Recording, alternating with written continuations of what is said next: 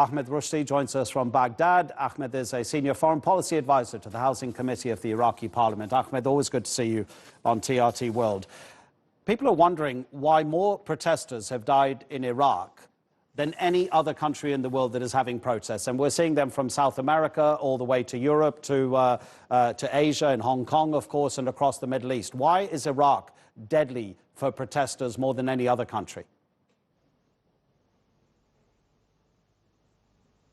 Well, actually, it's for three main reasons. The first one is that no one has suffered 16 years in oiled country that suffering from unemployment, poor of services, loss of infrastructures, and so on. The second thing is that we all know that it's a Shia-dominant government, and the Shia governorate, between brackets, actually didn't get any success in those important files. The unemployment is the major problem in the south, in the southern governorates. The third thing, which is also very important, is that Iraqi people, always looking for dramatic changes, and dramatic changes needs to be sacrificed. In a way or another, people thinking that staying in the streets, it will make a huge pressure on the Iraqi government.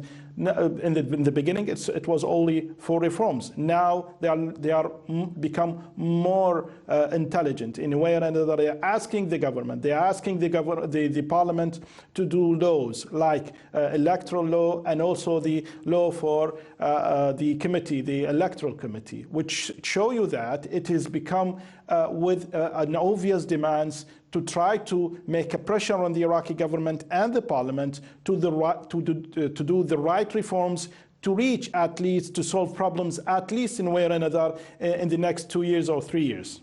Are the security forces out of control?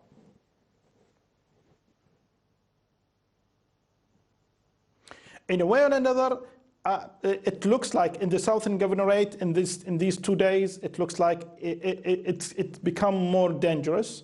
Maybe we're going to reach some sort of a civil war between brackets. I hope it will not happen on that way, but it looks like what's happening, especially in Karbala, Najaf, in Nasriya, in Basra, in Simawa, and also even in Hilla. Now in Hilla, the situation is very dangerous. So you can imagine how much the killing is happening there. That would show you that maybe, and also it's just maybe, that the protesters is not becoming only protesters. They are also handling guns and try to shoot the security forces. In a way or another, the killing is going high and high, and it's non-stop. The people in the southern governorates looking for a deal made by the Marja'iyya in a way or another. And the Marja'iyya last Friday said, obviously, is that you should push in the parliament, you should make those two laws. Those two laws are very important, because it will pave the way for early elections, which is at the end,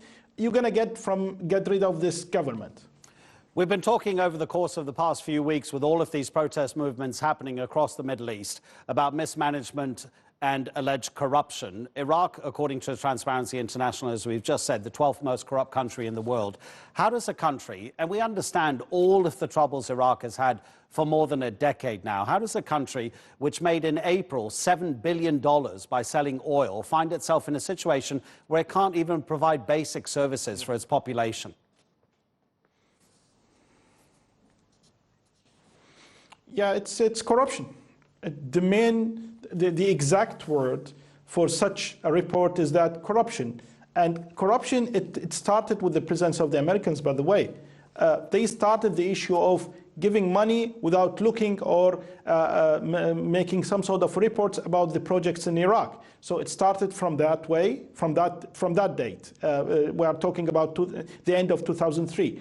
Then it becomes just like, how you call it, a rolling issue, and it's become more and more and deeper in the Iraqi institutes, which at the end it reaches even the government now. Even this government it's only 1 year, and they all talk about, or let's say most of the Iraqis, when you're talking about the Iraqi government, they all said it's corrupted. Why? Because before 1 year, Iraq has excess in the budget. About we are talking about 5% from the budget, which about $40 billion, and in 1 year it become debt about $136 billion. So in 1 year you have a debt about 136. Why is that? Where is the money is going? And on that issue, all those issues, financial issues, actually make a pressure on the daily Iraqi requirement for a person in Iraq, for an individual in Iraq. So you can imagine how much in 1 year this pressure become on a daily basis on Iraqi individuals. At the end, it's explode in the face of the Prime Minister in the 1st of October. So that's why even the government, the parliament, saying that the demands, it's legitimate. They are looking for anti-corruption government. They are looking for reduce the unemployment. They are looking for good services. And all of these things need to be managed. At least the Iraq is now saying that this government cannot manage those things, need to be managed with a new government. That means new election. That means we need a new law of election and also a new committee of election. Ahmed, thank you so much. Ahmed Rushdi speaking to us from Baghdad. Really appreciate it.